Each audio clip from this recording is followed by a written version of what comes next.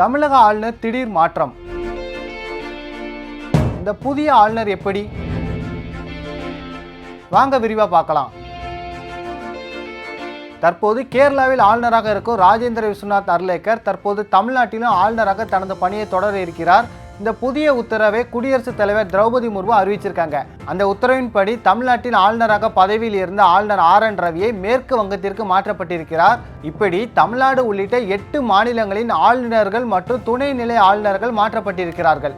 சரி, நம்ம இப்போ தமிழ்நாட்டுக்கு வந்திருக்க புதிய ஆளுநர் பற்றி பார்க்கலாம். இவர் ஏப்ரல் 2023 1954ஆம் ஆண்டு ஸ்ரீ விஸ்வநாத் அர்லேக்கர் மற்றும் திருமதி திலோமட்டமா அர்லேக்கர் ஆகியோரின் மகனா ராஜேந்திர விஸ்வநாத் அர்லேக்கர் கோவாவின் பனாஜியில் பிறந்தார். இவர் கோவாவின் வாஸ்கோடகாமாவில் உள்ள சென்ட் ஜோசப் பள்ளியில் தனது மெட்ரிகுலேஷன் படிப்பை முடிச்சாரு. அதன் பின் வாஸ்கோடகாமாவில் உள்ள MES கல்லூரியில் BCom பட்டம் பெற்றாரு. இவர் சிறு வயதிலே RSSல இணைஞ்சிருக்காரு. பின்னர் 1989 BJPயில் தீவிர உறுப்பினராக செயல்பட்டு வந்திருக்காரு.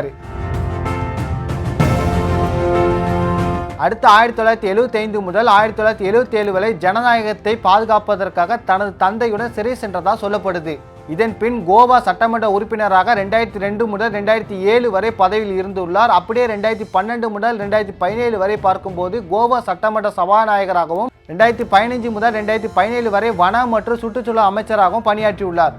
இதன் பின் ஜூலை 2021 இமாச்சல பிரதேசத்தின் 21வது ஆளுநராக இவர் நியமிக்கப்பட்டுள்ளார். பின் பிப்ரவரி 2023 பீகாரின் 30வது ஆளுநராக பதவி வகித்துள்ளார். அதன் பின் ஜனவரி 2025 இருந்து தற்போது வரை கேரளாவின் 23வது ஆளுநராக பதவி வகிச்சிட்டு வராரு. இவரோட குடும்பம்னு பார்க்கும்போது இவருக்கு ஸ்ரீமதி அனகா என்ற மனைவியும் இந்த தம்பதியருக்கு ஒரு மகள் மற்றும் ஒரு மகன் இருக்கிறாங்க. இவரோட சிறப்பம்சங்கள்னு பார்க்கும்போது இவர் ரொம்ப எளிமையானவர்னு சொல்றாங்க. அது மட்டும் இல்லாம இவர் சட்டம் மற்றும் நிர்வாகத்தில் ஆழ்ந்த அனுபவம் மிக்கவர் சொல்லப்படுகிறது. இந்த புதிய ஆளுநர் பற்றி நீங்க என்ன நினைக்கிறீங்க அப்படிங்கறத கமெண்ட்ல சொல்லுங்க. செய்திகளை உடனுக்குடனும் துல்லியமாகவும் தெரிந்து கொள்ள சப்ஸ்கிரைப் பண்ணுங்க.